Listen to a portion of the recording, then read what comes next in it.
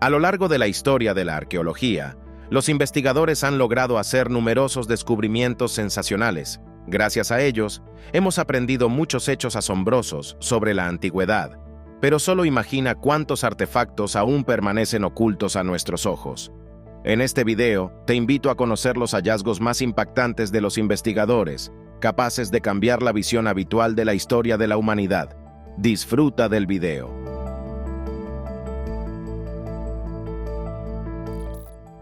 Terry Herbert, residente de la ciudad de Lichfield, en el condado inglés de Staffordshire, ha sido un buscador de tesoros durante 18 años. En el verano de 2009, solicitó permiso a un conocido para explorar sus campos con un detector de metales. Después de una semana de búsqueda, hizo un descubrimiento que sorprendió no solo a él, sino a todos los habitantes de Inglaterra. Herbert encontró el tesoro anglosajón más grande jamás descubierto. Bajo tierra, se escondían alrededor de 1.500 artefactos diferentes, incluyendo armas, vajilla, joyas y atributos religiosos.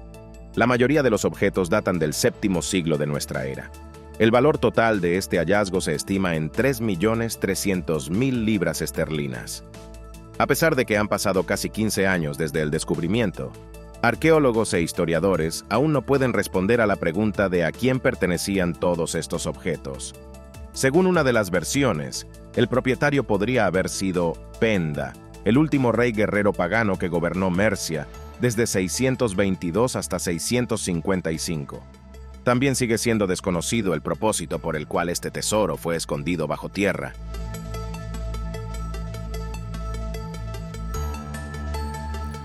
En 1876, en el condado de West Dunbartonshire, Escocia, cerca de la granja Cochno, el reverendo James Harvey descubrió una inusual losa de piedra. Tenía dimensiones de 12.8 metros de largo y 7.9 metros de ancho. En la losa también había alrededor de 90 petroglifos en forma de círculos y espirales. Los arqueólogos se interesaron de inmediato por este asombroso hallazgo. Para estudiar mejor los petroglifos, aplicaron pintura blanca sobre ellos. Sin embargo, el significado de las imágenes sigue siendo un misterio hasta el día de hoy. Algunos expertos en petroglifos sugirieron que la losa podría haber sido una especie de mapa estelar, ya que los círculos y espirales recordaban a las estrellas. Otros científicos creen que la losa de piedra podría haberse utilizado para realizar rituales religiosos. Pero todas estas suposiciones no tienen evidencia, y el verdadero significado de los petroglifos sigue siendo desconocido. El inusual artefacto atrajo la atención no solo de arqueólogos, sino también de turistas. Por esta razón, en 1965 se decidió enterrar la losa bajo tierra. Los científicos volvieron a estudiar el hallazgo recientemente, en 2015. Un año después, los especialistas comenzaron a crear un modelo tridimensional de la losa para facilitar el estudio del objeto. A pesar de que las investigaciones de la piedra de Cochno se han llevado a cabo durante mucho tiempo, los científicos solo saben que los petroglifos fueron creados hace unos 5.000 años. Pero ¿quién los creó? ¿Y con qué propósito? Sigue siendo un misterio.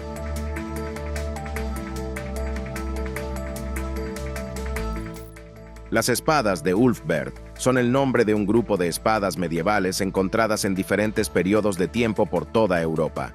Hasta la fecha, se han contado alrededor de 170 de estas espadas. Todas ellas fueron producidas entre el siglo IX y el siglo XI. Una característica distintiva de estas armas es la inscripción idéntica en las hojas, WLF-Berget. Probablemente, esta palabra era el nombre de una especie de marca de los fabricantes que crearon estas espadas durante varios siglos. Las espadas de Ulfberht son una especie de eslabón de transición entre las espadas vikingas y las espadas de caballero. Es sorprendente que la tecnología utilizada para fabricar estas armas fuera significativamente diferente del resto de la producción europea y pareciera adelantada a su tiempo. Del siglo IX al siglo XI, las espadas en Europa se producían principalmente mediante soldadura de fragua de pequeños trozos de acero. Las espadas de Ulfberht se fabricaban de acero de crisol con alto contenido de carbono, por lo que tenían una increíble resistencia. Hasta el día de hoy, Sigue siendo un misterio cómo los maestros que crearon estas espadas conocían la tecnología para producir acero de alta resistencia, así como varios métodos de soldadura de fragua, que solo aparecieron en Europa en el siglo XIV.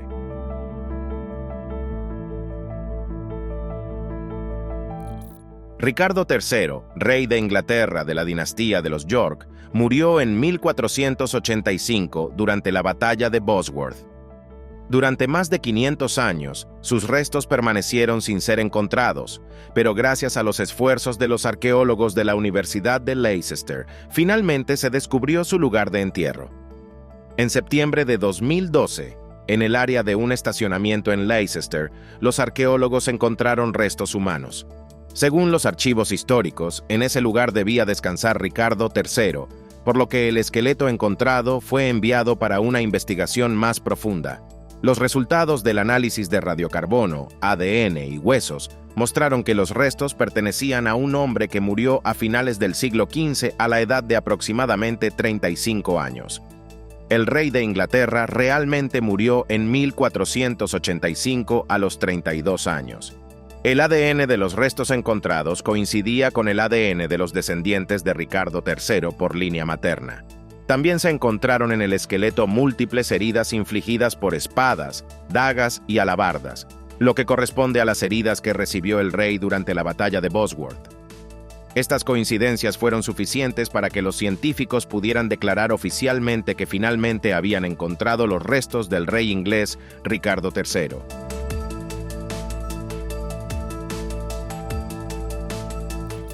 En el norte de España, cerca de la ciudad de Santander, se encuentra una asombrosa cueva llamada Altamira. Altamira es famosa por las pinturas rupestres que fueron creadas desde el año 35.000 hasta el año 13.000 antes de nuestra era. La cueva fue descubierta por primera vez en el año 1879 y desde entonces ha sido objeto de estudio por parte de paleontólogos. Las imágenes rupestres en la cueva pertenecen a varias culturas de pintura primitiva, incluyendo la magdaleniense, la solutrense y la gravetiense. De este modo, los especialistas concluyeron que Altamira fue una cueva habitada durante más de 22.000 años. Es probable que las personas hubieran continuado viviendo allí por mucho tiempo, pero alrededor del año 13.000 antes de nuestra era, un gran deslizamiento de tierra bloqueó la entrada a la cueva. La mayoría de las pinturas en Altamira son representaciones policromáticas y realistas de animales y antropomorfos. Sin embargo, entre los dibujos también se encuentran objetos abstractos y varios patrones. El techo policromado de la cueva es tan impresionante que a menudo se le llama la Capilla Sixtina del arte primitivo. La cueva de Altamira es un monumento arqueológico único, cuyo descubrimiento ha proporcionado valiosa información sobre el arte y la cultura de los pueblos primitivos.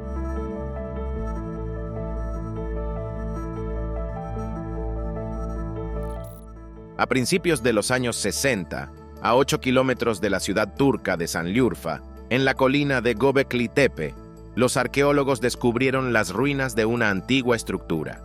Sin embargo, en ese momento no consideraron que este hallazgo fuera lo suficientemente importante, por lo que no llevaron a cabo investigaciones allí. En 1994, los arqueólogos del departamento de Estambul del Instituto Arqueológico Alemán decidieron reanudar las excavaciones en la colina de Göbekli Tepe.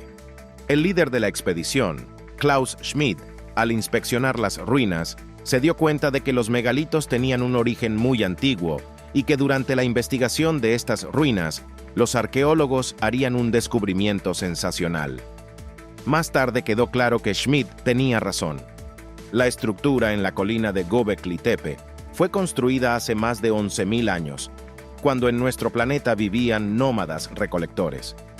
Por supuesto, los arqueólogos habían descubierto construcciones humanas más antiguas, pero entre los monumentos megalíticos, Göbekli Tepe es el más antiguo. Por ejemplo, el famoso Stonehenge británico es casi 2 veces más joven que Göbekli Tepe. Entonces, ¿para qué fue destinada esta construcción en el sureste de Anatolia? Los historiadores suponen que Göbekli Tepe era un complejo de templos. Miles de residentes de asentamientos ubicados en un radio de aproximadamente 200 kilómetros venían allí primero para construir y luego para realizar rituales. Probablemente, estos santuarios estaban relacionados con el culto a los muertos. En los enormes megalitos del templo hay numerosas imágenes de serpientes, que en las antiguas tribus estaban asociadas con el mundo subterráneo. Además, durante las excavaciones, los arqueólogos descubrieron varios cráneos antiguos y huesos de animales que también podrían indicar un culto religioso. Aunque ahora se considera conocido el propósito de la estructura de Göbekli Tepe, sigue siendo un misterio cómo hace 11.000 años los antiguos humanos recolectores lograron construir un complejo de templos tan grande, hecho de piedras gigantes, cuyo peso podría alcanzar 12.000 toneladas.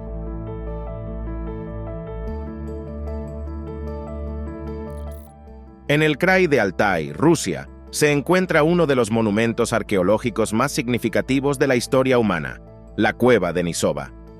Información sobre la cueva apareció en publicaciones del siglo XIX, pero en ese momento no representaba ningún interés para la ciencia.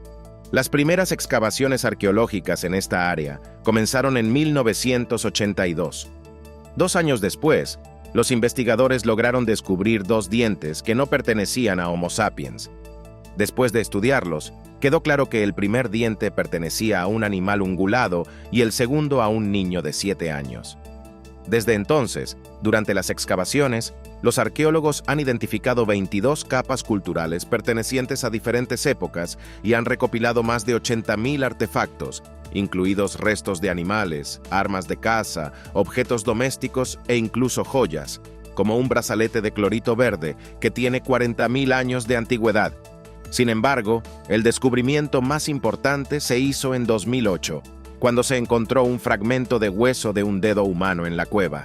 La investigación de este fragmento mostró que era la última falange del meñique de una niña de 9 años, que pertenecía a un tipo desconocido de humanos, representando una rama separada en la evolución de la humanidad.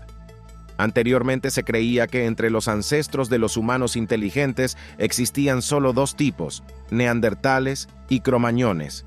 Los neandertales se extinguieron hace unos 40.000 años y los cromañones dieron inicio a la civilización moderna. Sin embargo, los restos encontrados no pertenecían a ninguno de estos 2 tipos. Los científicos nombraron a esta nueva especie denisovanos. Según el análisis genético, estaban cerca de los neandertales, pero se separaron en diferentes ramas de la evolución hace unos 64.000 años. El descubrimiento de restos de este nuevo tipo de humanos en la cueva de Denisova fue un descubrimiento muy importante para la ciencia, ya que cambió completamente nuestras ideas sobre la evolución de la humanidad.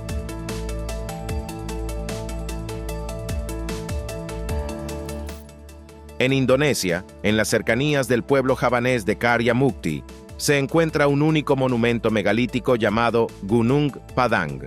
Gunung Padang está compuesto por 5 terrazas hechas por el hombre, sarcófagos de piedra, esculturas y urnas funerarias. Este lugar ha sido considerado sagrado por los lugareños desde tiempos antiguos. Los europeos aprendieron de su existencia a finales del siglo XIX, pero las excavaciones arqueológicas en este territorio solo comenzaron en los años 80. En el proceso de investigación de Gunung Padang, los arqueólogos descubrieron que el complejo está compuesto por 5 terrazas, cada una de las cuales se estrecha hacia la cima de la estructura y dentro de ella hay habitaciones subterráneas.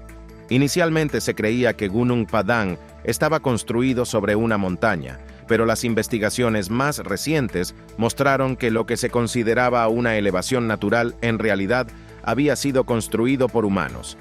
En otras palabras, este complejo era una pirámide. Naturalmente, a los arqueólogos les interesaba conocer la antigüedad de la estructura. Los resultados de la datación por radiocarbono sorprendieron a los científicos. Resulta que la capa inferior de la pirámide indonesia fue construida hace más de 16.000 años. Los escépticos consideran estos resultados incorrectos y siguen afirmando que la antigüedad de Gunung Padang no puede exceder los 4.000 años.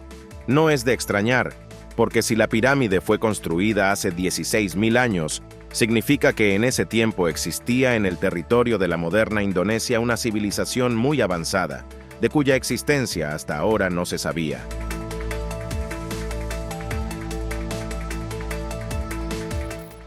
En 1961, durante excavaciones en la antigua ciudad rumana de Alba Iulia, los arqueólogos descubrieron 3 tablillas de arcilla con misteriosas pictografías. Este artefacto fue nombrado en honor al asentamiento de Tartaria, cerca del cual fue encontrado. 2 de las tablillas tienen forma rectangular, una de ellas tiene un agujero circular. La tercera tablilla está hecha en forma de disco y también tiene un agujero. En cada una de ellas, en un lado, hay pictogramas. La investigadora de la cultura y religión de la Europa preindoeuropea, Marija Gimbutas, estudió detalladamente este artefacto. Según su opinión, estos pictogramas son uno de los tipos más antiguos de escritura en Europa, que surgió en el sexto milenio antes de nuestra era. Sin embargo, la mayoría de los historiadores no apoyan esta hipótesis y consideran que las imágenes en las tablillas tienen un significado ritual y cultural. Además, algunos escépticos afirman que las tablillas son falsificaciones, ya que estos símbolos tienen similitudes con reproducciones de la escritura sumeria. Las tablillas de Tartaria han generado muchas controversias entre investigadores y científicos, ya que su propósito y el significado de los símbolos grabados siguen siendo desconocidos hasta el día de hoy.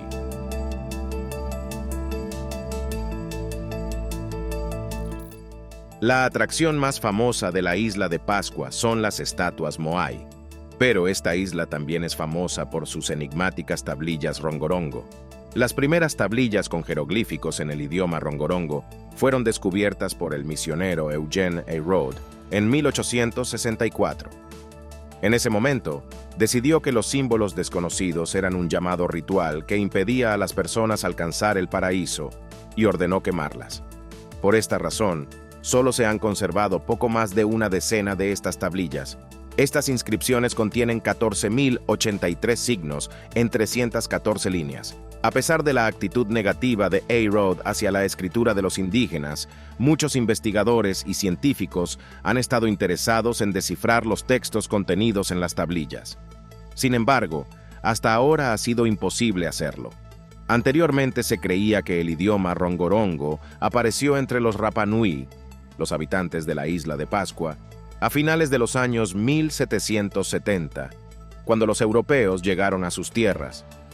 Pero el análisis de radiocarbono de las tablillas, realizado en 2024, mostró que las tablillas datan del siglo XVI, lo que significa que los Rapa Nui crearon su idioma incluso antes de conocer la escritura europea. Desafortunadamente, después de que la mayoría de los nativos fueron expulsados de la isla, el idioma rongorongo fue olvidado. Por esta razón, ya no hay personas en nuestro planeta capaces de descifrar los textos de las tablillas que alguna vez colgaron sobre casi cada casa Rapa Nui.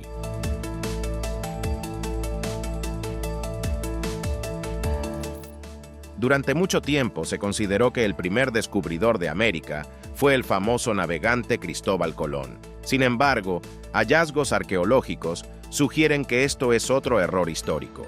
En el territorio de los Estados Unidos, en varios estados se han encontrado numerosas monedas romanas. Así, en el estado de Maine se encontraron monedas de bronce romanas que datan del período del emperador Severo Alejandro, asesinado en el año 235 antes de nuestra era. En el estado de Massachusetts también se encontraron monedas romanas con la imagen del gobernante romano Septimio Severo, que estuvo en el poder desde el año 193 hasta el año 211 de nuestra era. Además de monedas, se han descubierto otros artefactos que indican que los antiguos romanos podrían haber comerciado con los nativos americanos, por ejemplo, ánforas datadas en el siglo III de nuestra era.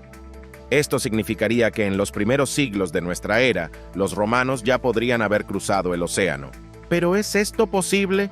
Las opiniones de los científicos al respecto están divididas. Algunos sugieren que los romanos realmente podrían haber cruzado el océano en sus barcos de vela, mientras que otros historiadores consideran esto imposible.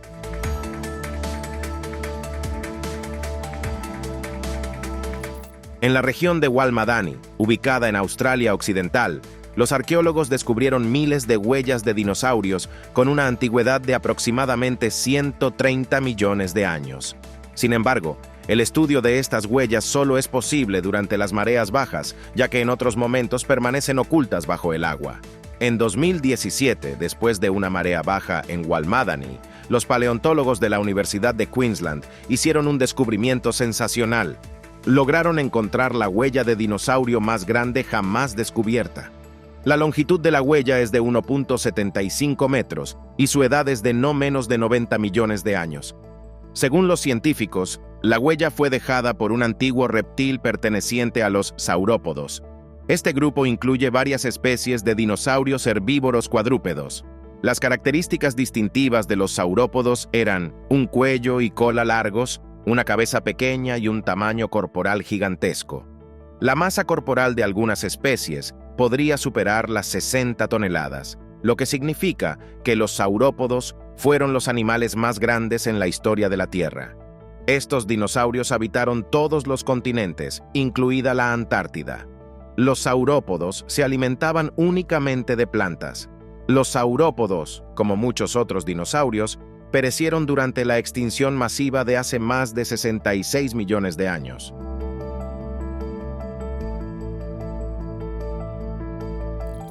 La anomalía del Báltico fue el nombre dado a un misterioso objeto situado a una profundidad de 87 metros en el mar Báltico. Fue descubierto por primera vez en el año 2010 por el equipo sueco Ocean S, que se especializa en la búsqueda de tesoros hundidos. El objeto fue encontrado accidentalmente mientras los especialistas de Ocean X buscaban un barco hundido. Estaban explorando el fondo del Golfo de Botnia en el mar Báltico utilizando un sonar. Fue entonces cuando captaron la imagen de un objeto inusual. La anomalía del Báltico realmente parecía muy extraña, por lo que surgieron muchas hipótesis sobre su naturaleza. Entre las teorías había versiones que sugerían desde una nave espacial extraterrestre hundida hasta un submarino secreto alemán. Los científicos se apresuraron a poner fin a las disputas sobre el misterioso origen de la anomalía del Báltico y declararon que este objeto fue creado por la naturaleza, no por extraterrestres. Según los geólogos, la anomalía del Báltico está formada por roca basáltica que se movió siguiendo un glaciar hace millones de años. El glaciar se derritió y la roca volcánica de forma extraña terminó en el fondo del Golfo de Botnia.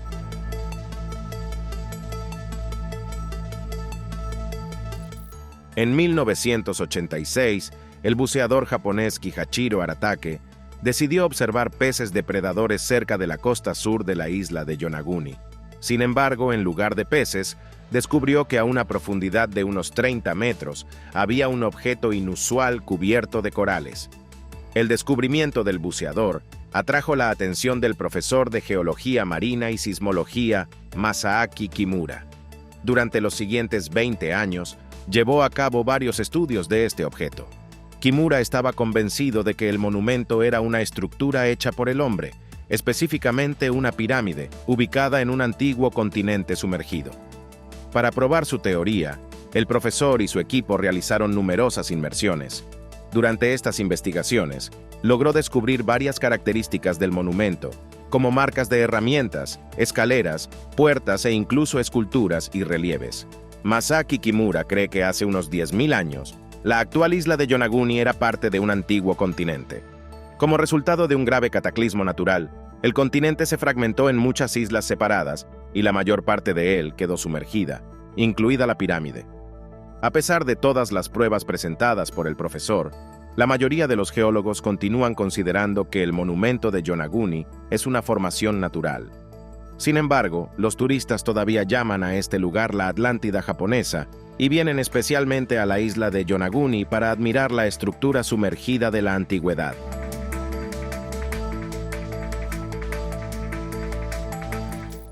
Uno de los mayores misterios de la historia es la ubicación del Arca de la Alianza, una reliquia sagrada de 3 religiones: cristianismo, islam y judaísmo. Muchos investigadores han intentado encontrar el artefacto, pero hasta ahora nadie ha tenido éxito. Según el Antiguo Testamento, el Arca de la Alianza es un cofre dorado decorado con figuras de querubines. Dentro de él se guardaban las tablas de la ley con los 10 mandamientos de Dios, las sagradas escrituras, la vara florecida de Aarón y un recipiente con maná celestial, es decir, muchos artefactos que son prueba directa de la interacción de Dios con las personas. El sagrado cofre fue creado por el profeta Moisés y acompañó a los judíos en su largo viaje. Inicialmente se guardaba en el tabernáculo portátil y luego en el Santo de los Santos del Templo de Jerusalén. La última mención de esta reliquia data del año 622 antes de nuestra era. Desde entonces, su destino es desconocido. Los historiadores tienen varias teorías sobre dónde podría haber desaparecido el Arca de la Alianza. Según una de ellas, la reliquia podría estar escondida bajo el monte del templo en Jerusalén, pero verificar esta hipótesis es imposible, ya que en este territorio se encuentran templos musulmanes. Otra versión sugiere que el arca podría estar en la iglesia de María de Sión en Etiopía. Esto lo indica una leyenda del libro Kebra Nagast, que dice que el hijo del rey Salomón y la reina de Saba secretamente envió la reliquia a Etiopía. Desafortunadamente, no es posible verificar la veracidad de estas hipótesis, por lo que la ubicación del arca sigue siendo un misterio.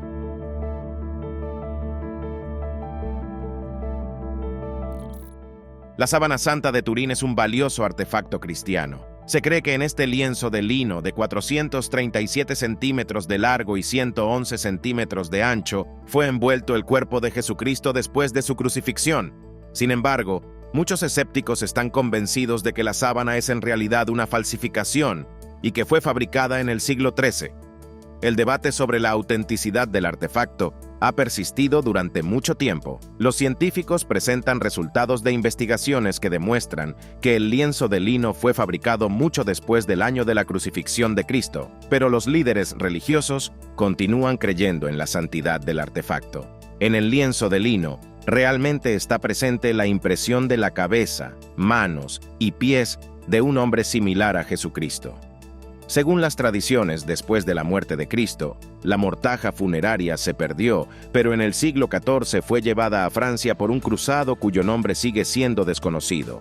Poco después, el artefacto fue entregado a la iglesia de la ciudad de Lirey. Desde ese momento, miles de peregrinos comenzaron a acudir a la ciudad para ver la sábana. En 1452, el duque de Saboya, Luis I, compró la sábana y la trasladó a la ciudad de Chambéry. Y en 1578, el artefacto llegó a la Catedral de San Juan Bautista en Turín, en el norte de Italia. De ahí proviene el nombre de la sábana santa. Las primeras disputas sobre la autenticidad del artefacto surgieron después de determinarse que la impresión en la tela de lino era un negativo. Este fenómeno extraño es explicado por algunos como un efecto de sobreexposición de la tela, pero también podría indicar que la sábana es una falsificación y fue creada utilizando una cámara primitiva. A favor de la autenticidad del artefacto, hablaron los resultados de una investigación de científicos del Laboratorio Nacional de Los Álamos, que mostraron una imagen tridimensional de una persona envuelta en el sudario. Sin embargo, esto no confirmaba que esta persona fuera precisamente Cristo. Los científicos también intentaron determinar la edad del artefacto, pero esto no fue tan fácil, ya que en la sábana había manchas de un incendio ocurrido en 1532. Cuando aparecieron métodos de datación más modernos, los funcionarios de la catedral se negaron a proporcionar el artefacto para más investigaciones. Por esta razón, la autenticidad de la sábana santa de Turín sigue siendo un misterio.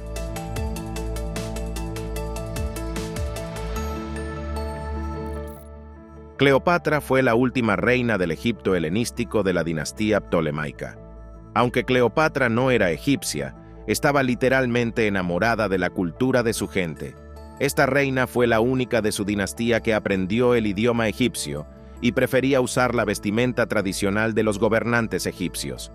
Cleopatra es recordada en la historia como una mujer inteligente, sensata y apasionada. Enamoró a miles de hombres, pero solo juró amor a uno, el comandante romano Marco Antonio. Se cree que después de la muerte de su amado, temiendo caer prisionera de Octaviano, Cleopatra se quitó la vida. Hasta el día de hoy, las tumbas de Cleopatra y Marco Antonio no han sido descubiertas, por lo que muchos investigadores continúan su búsqueda. La arqueóloga dominicana Kathleen Martínez ha estado buscando la tumba de la reina durante más de 10 años. En el año 2020, durante las excavaciones en el antiguo templo de Taposiris Magna, su equipo descubrió un túnel que fue llamado Maravilla Geométrica. El túnel se encuentra a una profundidad de 13 metros bajo tierra y tiene una longitud total de aproximadamente 1.400 metros. Martínez supone que este pasaje subterráneo podría llevar a las tumbas de Cleopatra y Marco Antonio, ya que se cree que la reina eligió precisamente el templo de Osiris como su lugar de entierro. Hasta la fecha, los arqueólogos han explorado más de la mitad del túnel, y posiblemente, en un futuro cercano sabremos dónde descansa la gran reina de Egipto.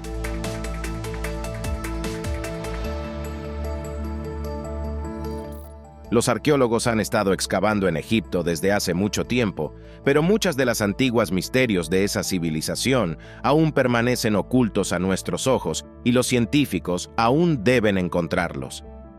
La pirámide de Keops, ubicada en la meseta de Giza, es la más grande entre todas las pirámides egipcias. Su antigüedad es de aproximadamente 4.500 años. Parecería que esta pirámide ya ha sido estudiada en detalle, pero las últimas investigaciones de los arqueólogos han demostrado que este no es el caso. En 2017, los participantes del proyecto Scan Pyramids comenzaron a escanear la pirámide de Keops utilizando el método de tomografía de muones. Esta tecnología permite obtener datos sobre la estructura interna del objeto estudiado. Así, los investigadores lograron determinar que dentro de la pirámide, a 50 metros por encima del suelo de la cámara de la reina, se encuentra un espacio previamente desconocido. Sin duda, tal descubrimiento requería un estudio más profundo, ya que en ese momento se desconocían las dimensiones exactas de esta cámara. En 2023, los participantes del mismo proyecto comenzaron la siguiente etapa de investigación. Utilizando un endoscopio largo, determinaron que la longitud de la habitación es de 9 metros y la anchura de 2 metros. Probablemente, esta habitación fue sellada durante la construcción de la pirámide, es decir, hace 4.500 años.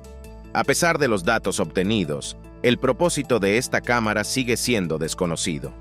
Algunos egiptólogos creen que este espacio fue dejado intencionalmente por los constructores para reducir la carga sobre el techo de la Gran Galería.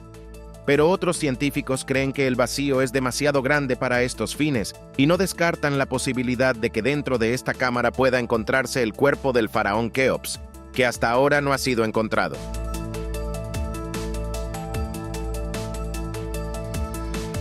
Durante trabajos de perforación en el sur de África, los trabajadores descubrieron un hallazgo increíble, una antigua herramienta de perforación que se asemeja a las herramientas modernas. Este objeto masivo y redondo estaba completamente rodeado de espinas y probablemente se usaba para perforaciones pesadas. Pero, ¿quién fue el creador de esta herramienta? Los expertos suponen que fue fabricada hace unos 3.000 años por una civilización avanzada desconocida. Por supuesto, esto puede parecer una ficción, pero, de acuerdo, ha habido muchos hallazgos en la historia de la arqueología cuya existencia es difícil de creer. Actualmente, los científicos no pueden explicar el origen de esta herramienta ni estimar con precisión su antigüedad. Pero tan pronto como el objeto sea estudiado en detalle, podremos obtener mucha más información sobre él.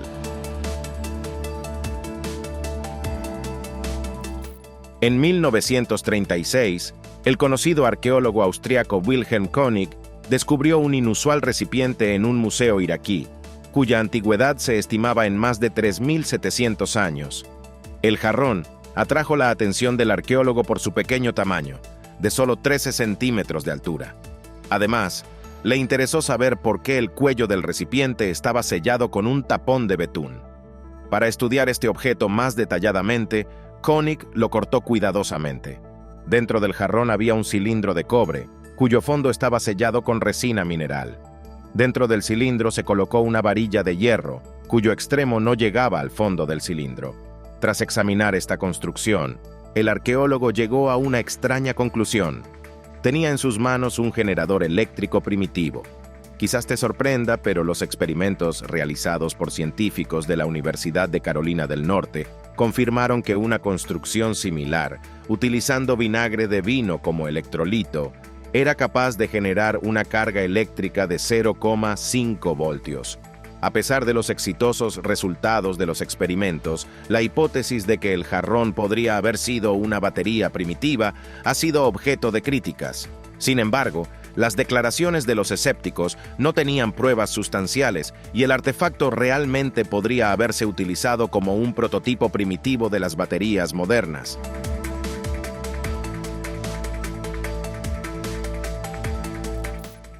En 1900, en el fondo del mar Jónico, cerca de la isla griega de Anticitera, se descubrió un antiguo barco hundido. Un año después, junto con muchos artefactos, se recuperó una piedra inusual con engranajes. Ya en ese entonces, los científicos se interesaron por el extraño objeto y concluyeron que era un antiguo mecanismo, posiblemente un astrolabio.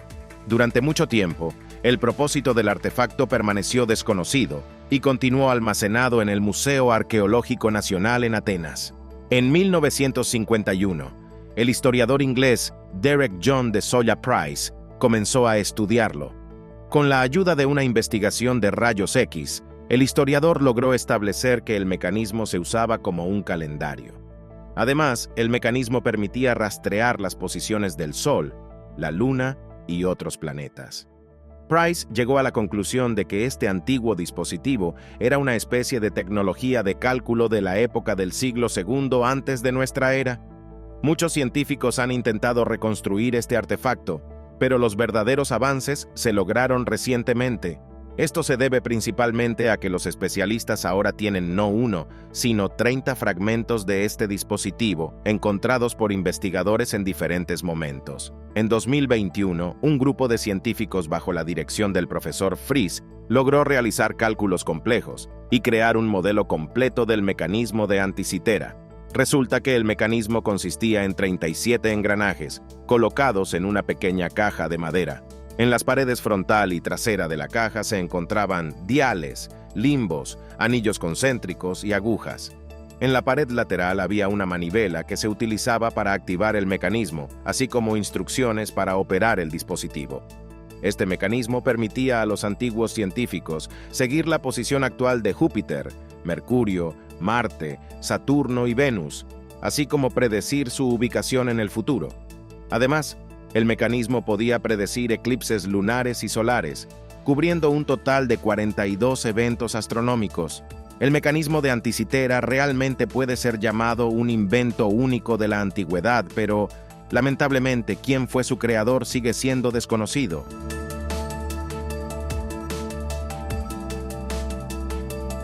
Eso es todo por mi parte.